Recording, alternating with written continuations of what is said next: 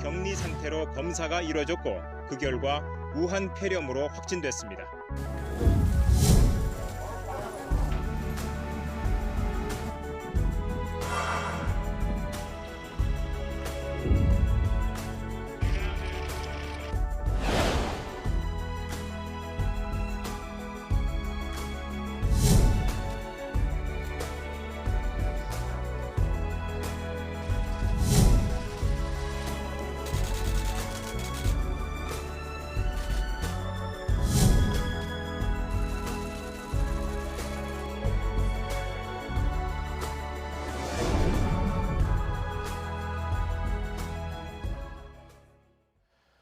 국내 코로나19 첫 확진자가 발생한 지 402일 만에 백신 접종이 시작됐습니다.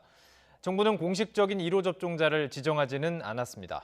일상생활로 돌아갈 수 있다는 기대감도 커지고 있는데요. 오늘 첫 접종 상황과 향후 전망을 짚어보도록 하겠습니다. 나이트 포커스 오늘 유병욱 순천향대 서울병원 가정의학과 교수 모셨습니다. 안녕하십니까? 자, 계산된 거를 봤더니요. 지난해 1월 20일 이때 이제 첫 확진자가 나왔고 무려 402일 만에 이제 백신을 우리나라도 좀 맞게 된 겁니다. 과정 보셨을 텐데요. 어떻게 보셨어요? 우선 예방접종이 진행되는 데 있어서 그런 문안이 진행될 수 있었던 것은 이미 우리 국민 여러분들께서 독감 예방접종으로 지난 2009년 H1N1 신종플루 이후에 예방접종에 대한 성인 예방접종에 대한 필요성과 인지 그리고 꾸준한 학습을 통해서 예방접종이 도움이 된다는 것을 알아주는 어떻게 보면 K방역뿐만 아니라 모두가 이루어진 대한민국 국민의 승리가 아니었나 이렇게 판단이 됩니다. 우리나라 국민들이 좀 이렇게 예방 접종에 대해서는 조금 이렇게 편하게 좀 대하는 편인가요? 다른 국가들과 비교해서? 우선 이 성인 예방 접종에 대한 개념 자체가 그렇게 우리가 익숙하지 않았었는데요. 1차 의료를 담당하는 의료진뿐만 아니라 국민 여러분들이 이런 삶의 질에 대한 부분, 또 65세 이상의 건강한 삶에 대한 부분에 따라서 폐렴구균이나 대상포진 또는 우리가 100일의 예방접종들이 더 보편화되면서 많은 부분들이 예방접종을 하게 되고 이거에 대한 익숙함이 코로나19의 예방접종이 새로웠지만 믿음과 또 준비된 상황에 따라서 잘 따라주신 결과라고 생각됩니다. 자, 국내 1호 접종자가 누군지는 정하지는 않았습니다. 하지만 각 지역별로 처음 맞으신 분들은 계시죠. 저희들이 그 첫날 접종자들의 소감을 좀 모아봤습니다. 함께 들어보시죠. 1호가 될 줄 몰랐습니다. 이게 맞게 돼서 감사하고 영광입니다. 접종하고 나면 일단 그런 불안감이 사라지니까 감사하고 또 그러죠. 어제 또 잠을 만든다는 것 때문에 잠을 못 잤는데 막상 맞아보니까 들어간 느낌 전혀 없고요. 지금 하나도 안 아픈 것 같아요. 저희 모두가 코로나를 벗어날 수 있는 첫걸음을 뗐다는 게 더 의미 있는 것 같습니다. 편안한 마음으로 맞았습니다. 지금 제가 그동안 한 1년 넘게 저희 직원들하고 긴 터널을 지나온 그런 듯한 느낌이어서 백신은 편안하게 맞았습니다. 제주도에서 처음으로 맞는 거라서 두려움이 많았는데 그래도 이걸 맞아서 제가 코로나로부터 해방될 수 있다는 그런 강한 확신으로 저게 맞았습니다. 각 지역에서 그러니까 코로나와 일선에서 싸우신 분들이잖아요. 그만큼 오늘의 접종의 의미가 있었을 것 같습니다. 자, 이제 본격적으로 백신에 대해서 우리도 맞게 될 테니까요. 얘기를 좀 해보죠. 기존에 저희가 맞던 그 독감 주사 뭐 이런 예방 접종과는 조금 다른 부분이 있습니까? 아니면 같은 부분 다른 뭐 좀 부분의 설명을 부탁드리면 좋을 것 같습니다. 우선 오늘 우리나라에서 시작된 아스트라제네카의 예방접종 방식은 기존에 우리가 흔히 맞았던 계절성 독감, 인플루엔자 예방접종과 제작 방식과 그 부작용, 효과성이 아주 유사한 걸로 되어 있습니다. 따라서 지금 영국에서는 약 500만 명이 넘는 사람들이 아스트라제네카 예방접종을 했는데 거기에 대한 중대한 예방접종 이후 사건, 사고, 사망에 이르는 중대 합병증이 나타나지 않았거든요.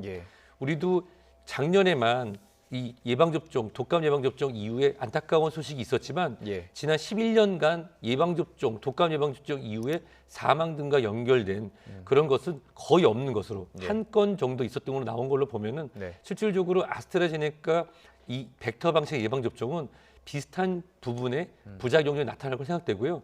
화이자 같은 경우는 mRNA 방식으로 새로운 방식인데 유효성이라든지 효과성이 뛰어나지만 새로운 이런 방식에 따른 알러지 반응이 일부 있을 수 있다고 그렇지만 예, 예. 그것도 역시 미국 등에서 거의 지금 1억 명이 넘는 예방접종이 진행되고 있는 상황에서 예. 큰 걱정이 되는 예방접종 이후에 부작용이 연관성이 명확하게 나온 것은 없었기 때문에 네네. 아마도 기존에 우리가 알고 있는 예방접종 수준의 부작용 예. 그리고 거기에 대한 상응하는 효과가 나타날 것으로 생각됩니다. 그 기존에 우리가 독감 주사를 보통 맞으면 뭐 보건소에 맞을 수도 있고 일반 병원에서 맞을 수도 있고 대부분 간단하게 이제 진료를 본 뒤에 맞고 그냥 집에 갔었잖아요. 근데 이번에 보니까 대기하고 그다음에 약간 문진을 통해서 뭐 열은 없는지 확인한 다음에 주사를 맞고 또 대기를 한 30분 하더라고요. 이런 과정들이 지금 혹시라도 모르는 이후에 이상 반응들을 보기 위해서 그런 건가요? 사실은 이런 부분이 4, 5년 전부터 네. 예방접종에 대한 예진 표가 있으면 예. 본인이 다 채우게 돼 있습니다. 예. 그리고 그걸 다 채우고 나면 담당 의사를 만나서 거기에 대한 건강 상담을 받고 예. 그리고 예방접종을 하고 그냥 가지 마시고 15분에서 30분 기다리십시오. 작년에 계절성 독감 인플루엔자 예방접종 하셨던 분들도 비슷한 과정을 했을 텐데요.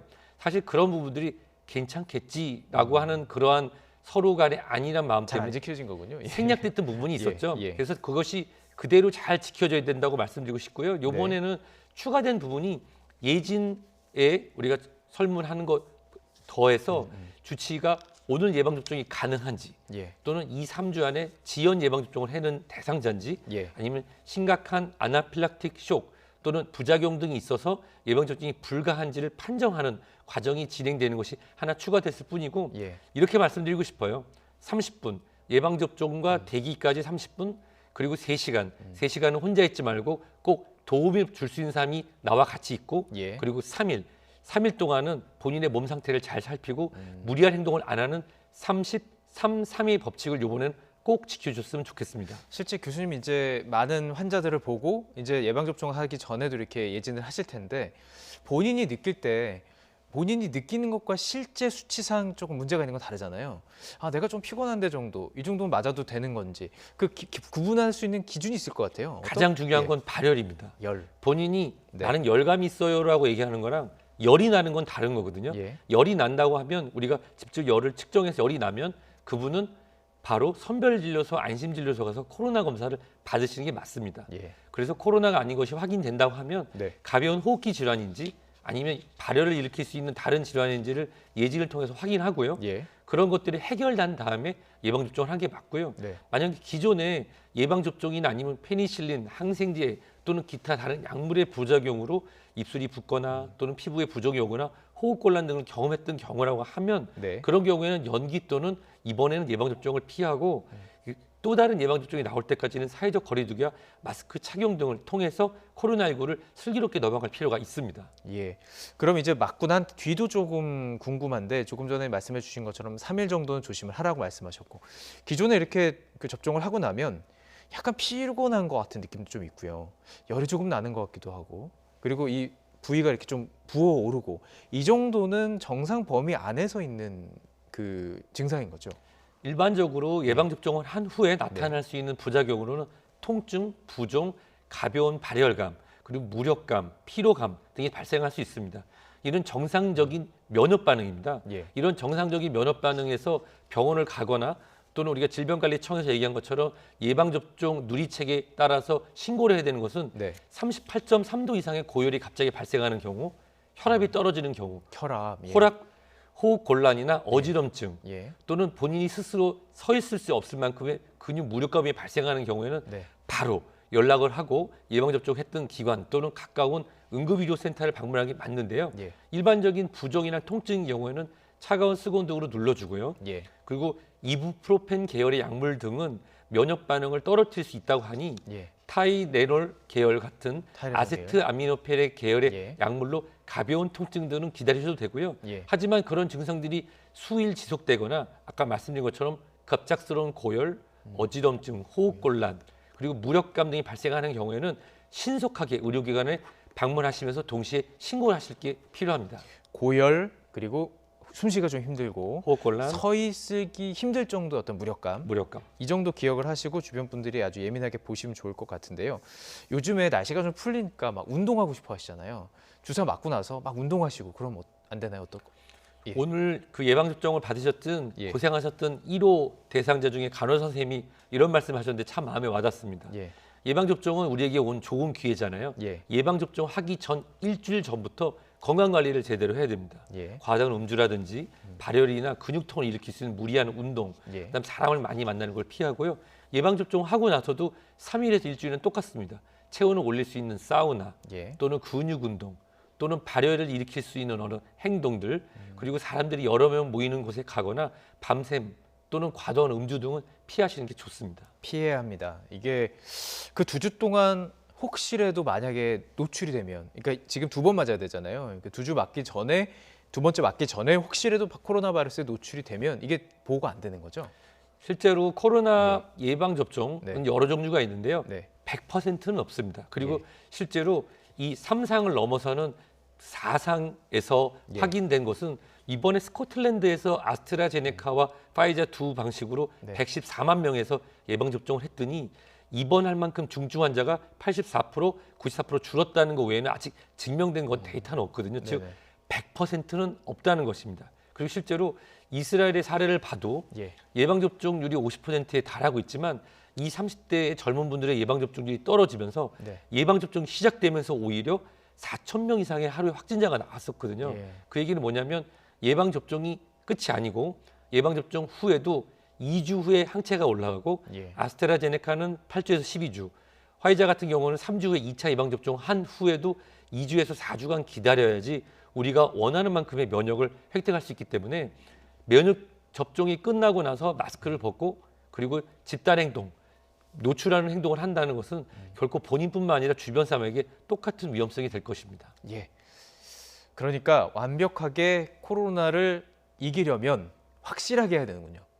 어설프게 해서는 안 돼요. 그죠? 예. 지금 이거는 첫 발자국이고요. 네. 그렇기 때문에 그리고 앞으로 3개월에서 6개월 정도는 네. 예방 접종 후에 실제 혈액 검사상의 항체, 또 바이러스를 이길 수 있는 중화 항체에 대한 우리가 명백하게 확인할 수 있는 그런 연구 결과, 그리고 이후에 입원 환자와 사망률이 어떻게 줄는지 실제 의료진의 보고 등이 종합되기 때문에 예. 지금 이제 3월로 들어가잖아요. 예. 9월까지는 지속적으로 이런 결과들과 더불어서 조심할 때입니다. 자, 그 이번에 보니까 제주도에 수송하는 과정에서 조금 온도가 낮아진 부분, 온도가 지금 0.5도 정도 벗어났다고 합니다. 적정 보관 온도에서요. 괜찮은 건가요? 지금 일단은 접종을 하기로 했다고 전해지고 있던데. 예. 우리는 작년에 좋지 않은 기억이 있었죠. 예, 예. 이 독감 예방 접종이 전국적으로 이루어지는데 상온에 노출됐던 부분이 있습니다. 네. 우리 이번에 아스트라제네카가 지금 배달되고 있는 운송되고 있는데 각 운송 냉장 차량에는 이 온도의 변화를 감지할 수 있는 센서가 중앙본부에서 확인할 수가 있었습니다. 아스트라제네카의 유효한 온도는 섭씨 2도에서 8도 사이인데요. 1.5도가 확인됐습니다. 즉 네. 0.5도가 더 낮았던 거죠. 예. 일단 다행인 것은 실제로 0.5도 낮아졌지만 1.5도였기 때문에 아. 동결질, 언 건 아니거든요. 예, 예. 단백질인 이 백신의 물질이 동결이 되게 되면 약효가 떨어집니다. 네. 실제로 이게 상온에 노출됐을 경우에는 온도가 더 올라가서 예. 변성이 되거나 침전물이 생긴 경우에는 파괴하는 게 맞죠. 예. 근데 이런 경우에는 동결되지 않았기 때문에 네네. 유효하다고 보고요. 혹시라도 걱정되는 부분이 있다고 하면은 그 중에서 몇 개의 샘플을 뽑아서 유효성과 안전성 평가를 하고 다시 사용할 수 있습니다. 그 이유는 현재는 하나의 예방접종도 굉장히 소중하기 때문에 네네. 작년 같은 경우는 양이 충분했기 때문에 전량 폐기하고 사용하지 않았지만 예. 지금 같은 경우는 크게 문제가 되지 않는 부분을 크게 불안감을 증폭시키지 않고 예. 또 혹시라도 불안감을 해소하기 위해서 작은 양의 표본을 뽑아서 네. 거기에 안정성과 유효성을 확인하는 것도 국민을 안심시키는 방법이 될 것이라고 생각됩니다. 예. 자, 지금 아스트라제네카 국내 생산분을 저희가 이제 맞은 거고 화이자 백신이 내일부터 이제 접종이 들어갑니다. 근데 화이자 백신이 전혀 다른 종류예요. 일단 보관과 우송 자체가 굉장히 지금 어려운 거죠. 실제로 이 mRNA 방식이라고 하는 거는 네. 이 유전 물질을 이 단백질로 싸서 네. 우리의 몸의 세포에 들어갈수록 하는데요. 이 단백질은 우리 몸에 들어온 다음에 2, 3일 뒤면 사라집니다. 네. 그만큼 불안정한 물질이고 안에 있는 이 mRNA 전도체도 불안정한데요. 네. 이 불안정한 것을 막기 위해서 초저온으로 옮겨야 되는 것이죠. 네. 근데 최근에 또 새로운 연구 결과가 나왔는데 영하 75도 이하가 아닌 모더나 정도의 영하 25도에서 15도도 가능하다는 연구 결과가 있는데 예. 이 부분 같은 경우는 아무래도 우리나라에서의 그 연구 결과를 확인한 중앙에서의 결과에 따라서 변할 수가 있겠고요. 일단은 모더나나 화이자 같은 경우는 불안정한 면역 형성체를 안전하기 위해서 그런 경우에는 250개의 우리 준비되어 있는 저장 냉장고를 중심으로 예방접종이 진행되는 것이 맞을 것 같습니다. 예. 자, 이렇게 아스트라제네카, 화이자 이제 맞기 시작할 것이고 새로운 백신들이 나오고 있고 지금 미국에서는 1회만 지금 맞을 수 있는 백신까지 개발의 단계에 있고 자, 그렇다면 지금 계획한 대로 11월 집단 면역을 형성하는 것이 중요하잖아요. 가능할 거라고 보시는지 오늘 속도로 보니까 좀 알 수 있을 것 같은데요. 우선 제가 지금 그냥 수치적으로 봤을 때 오늘 예방접종 하신 분들이 약 10,000명이 좀 넘는 수치였습니다. 네. 그렇지만 우리가 210일, 7개월 동안 예방접종을 토요일, 일요일 없이 꾸준히 한다고 예. 하고 하고 3천만 명을 만든다고 계산하면 예. 하루에 15만 명 이상이 꾸준히 예방접종을 해야 되거든요. 15만 명. 예. 네. 근데 지금 10,000개의 예방접종 센터와 또 250개의 파이자 모더나를 위한 센터가 있는데 그렇다고 하면은 여기서 가장 필요한 거는 국민의 협조고 예. 본인의 순서에 따라 잘 진행되는 밤. 예. 거기에 정부와 방역 당국은 원활한 공급을 위한 계약 이행에 대한 부분을 꼼꼼히 챙기는 게 중요합니다. 예. 이 두 가지가 잘 맞았을 때 11월 달에 우리가 목표한 것이 가능하다고 생각이 됩니다. 마지막으로 변이 바이러스가 좀 걱정이에요. 괜찮을까요? 백신으로? 예. 우선은 이 변이 바이러스에 관련돼서 네. 아까 잠깐 말씀하셨던 미국에서 세 번째로 FDA 승인을 기다리는 우리가 존슨앤존슨 얀센 네. 한 번만 예방접종해도 되는 네네. 아스트라제네카와 비슷한 벡터 방식 예방접종이 미국과 남아프리카 공화국에서 나왔던 네. 연구 결과가 있는데요. 실질적으로 남아프리카 공화국에서 확인된 변이주에 대해서 얼마나 효과적인가를 봤는데 실질적으로 우리가 기대했던 것보다 실제로 높게 나왔습니다. 예. 따라서 예. 아스트라제네카 방식하고 얀센 방식 거의 유사하기 때문에 실질적으로 큰 차이 없을 거로 생각되고요. 예. 또 하나 걱정하시는 분들 위해서 말씀을 드리자면 이 모더나나 화이자의 mRNA 방식 같은 경우는 이 유전체에 우리가 볼록볼록 튀어나오는 스파이크 단백질의 네네. 물질을 만약에 변이주 또는 변족에 대해서 바꾸면 6주에서 12주 안에 새로운 예방접종을 생산할 수 있는 기술을 가지고 있고요. 아, 예. 그리고 아스트라제네카, 노바백스, 얀센 방식 같은 경우도 3개월에서 6개월 안에 새로운 변이주에 대해서 대응할 수 있으니까요. 예. 이번에 대한민국 기준으로 변이주가 많이 나가기 전에 빨리 예방접종을 진행하고 예. 혹시라도 변이주가 연말이나 내년 초에 나오는 경우에는 지금 이미 아스트라제네카나 예. 노바백스 등에서 연구가 진행되고 있거든요. 거기에 대한 예. 대응하는 것에 있어서 연말 내년 초에 또 예방접종을 하면 되니까요. 그거에 대해서 변이가 올 텐데 이걸 맞아 무슨 소용이 네네. 있어가 아니라 네. 지금 나에게 맞는 예방접종을 따르시고 그 다음에 대응을 생각하시면 됩니다. 예. 짧게 말씀을 좀 드리면 우리가 예전에는 3가 독감 예방접종을 맞았어요. 네. 근데 지금은 4가를 맞거든요. 그렇죠. 새롭게 바이러스가 변하는 것에서 대응하는 것들 기술을 우리는 이미 경험했습니다. 예. 단지 새롭기 때문에 우리가 걱정하는데 그 부분에 대해서는 많은 제약회사에서 또 굉장히 더 크고 기술력을 갖고 있는 제약회사에서도 예. 지금 준비 중이기 때문에 그런 걱정보다는 지금 대한민국 2월 달에 맞는 3월 달에 맞는 예방접종을 순서대로 빨리 맞으셨으면 좋겠습니다. 알겠습니다. 내년쯤이면 말씀해 주신 대로 우리 국민들이 이 과정들을 잘 따라오고 또 변이 바이러스까지 이겨낸다면 내년쯤이면 일상으로 복귀 가능할 수 있지 않을까 조심스럽게 전망을 해봅니다. 유병욱 순천향대 서울병원 가정의학과 교수와 함께 오늘 말씀 자세히 나눠봤습니다. 고맙습니다.